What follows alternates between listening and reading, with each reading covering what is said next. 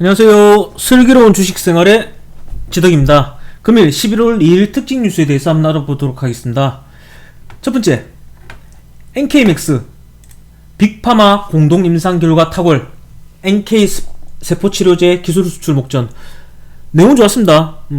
치료제 없던 육종암 말기 환자를 대상했을 때 임상 결과 우수, 비소세포 폐암도 뛰어난 효능의 기술 수출 유력 후보, 효능 우수, 부작용 없고 상업화 전략으로 동종 NK 세포치료제 개발 박차. 일단 이 내용은 한번 차트를 살펴보면 이때 13,000원부터 이때부터죠. 13,000원부터 30,000원까지 강하게 올린 것도 NK 세포치료제에 대한 암 완전 관해로 올랐습니다. 그리고 관건은 뭐 기술 수출 금액이 되겠죠. 요즘 기술 수출이 많이 나오지만은 사실 금액 자체가 저렴하면은 또 급락을 시키는 경우가 많습니다. 그래서 일단 자리는 지키고 있으니 한 25,000원 정도만 유지한다면은 그냥 한번 내용은 기억을 해두는 것도 좋을 듯합니다. 두 번째, 주유소 다 돌아도 없어요. 요소수 분기에 물류 대란 우려. 사실 요소수에 관한 내용은 계속 나오고 있습니다. 뭐 어제 같은 경우 사실 언급을 한번 했지만은 사실 제가 정말 좀 장중에도 계속 언급을 했습니다. 좀 크다고 생각하는 부분은 차량용 요소수는 90%를 중국에서 수입합니다. 그런데 중국에서는 10월 15일부터 수출 금지. 그렇다면은 아마 하루하루 지날수록 더 부각이 될 거라고 보고 있습니다. 그래서 관련주는 꼭 체크를 하기 바랍니다.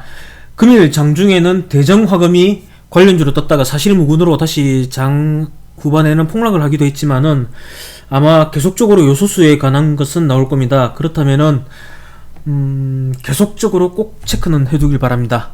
특히 계속적으로 또 특징주가 나올 듯 합니다. 그럴 때 좀 저가주에 어떤 종목이나 저 같은 경우는 유니온을 일단 눈여겨보고 있습니다. 차량용 요소수 같으면은 아무래도 불수원이 관련이 되지 않나 싶습니다. 그래도 어떤 종목이든 특징주가 나오면은 한번 강하게 한번 따라 붙어보는 것도 빠른 투자의 한 방법일지 모르겠습니다. 한번 지속 관찰 꼭 해야 할 듯 합니다.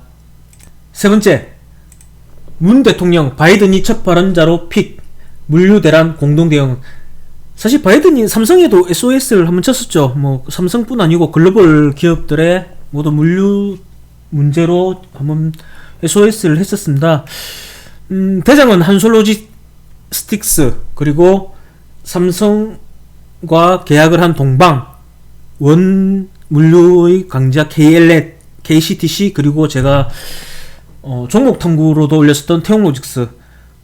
모양 자체는 사실 태용로직스가 가장 좋고 흐름도 좋습니다. 종목 탐구에서도 이 차트에 대해서는 제가 언급을 했었습니다. 이 저가 6,500원대를 다시는 오지 않을 만한 흐름을 만들기 위해서 지금 이런 흐름을 이어가지 않나. 꼭 종목 탐구의 태용로직스를 한번 들어보시길 바랍니다. 그렇다면은 이 차트에 대한 부분은 언급을 했기 때문에 아마 이해가 더 잘 될 겁니다. 하지만 시장의 대장은 한솔로지스틱스입니다. 한번 차트를 살펴보면 지금 하나의 박스권을 만들어가고 있습니다. 그렇죠. 이렇게 긴 양봉을 세우고 이런 박스권을 만들어가고 있습니다. 박스권을 만들어가는 가운데 앞 고가가 5,750원,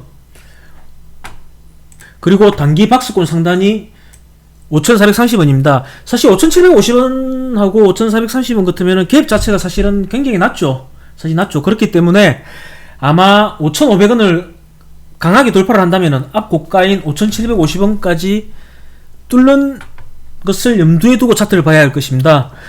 물류 대란, 미국의 물류 대란, 그리고 요소수의 부족은 결국 경유차들이 운행을 못하겠죠. 그래서 경유차들의 문제로 또 국내 물류 대란까지 지금 말이 많이 나오고 있습니다. 그러니 요소수와 미국 물류 대란까지 같이 엮어서 한번 체크를 해둬도 좋을 듯 합니다. 네 번째, 남북 산협력 제안, 북미 협상 출발점 될 수도. 이거 같은 경우는 그냥 관련주만 한번 체크하고 가겠습니다. 산림협력 제안에, 남북 산림협력 제안은 대장은 이건홀딩스입니다. 이건홀딩스가 산림협력에 대한 대장. 관련주만 꼭 체크를 꼭 외워두기 바랍니다. 다섯 번째, 큐브바이오 러시아 1차 수출 대금 수령이어 대규모 외자 유치까지. 내용을 한번 살펴보면 1차 러시아 수주 금액의 50%는 약 90억 수령했고 800억을 2차 진행하고 있으며 5년 동안 3조 6천억의 수출 납품 계획의 일정을 확정했다.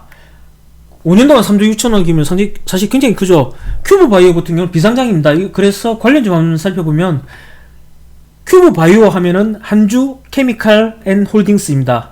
큐브바이오의 지분을 갖고 있고 그래서 한주 케미칼 앤 홀딩스입니다. 관련주를 꼭 외워두길 바랍니다.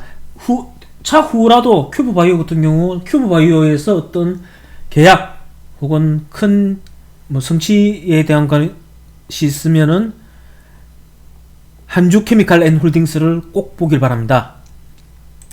6번째, 내년 원형 배터리 내 전기차 비중 20%로 확대 전망. 삼성 SDI 컨콜. 결국 삼성 배터리 관련주들이 다 상승을 하겠죠. 그래서 삼진 L&D 같은 경우는 한번 차트를 보면 결국 이 뉴스에 수급이 몰렸지만은 마이너스 4%에서 고가 4%까지 다시 올리는 흐름을 보였습니다.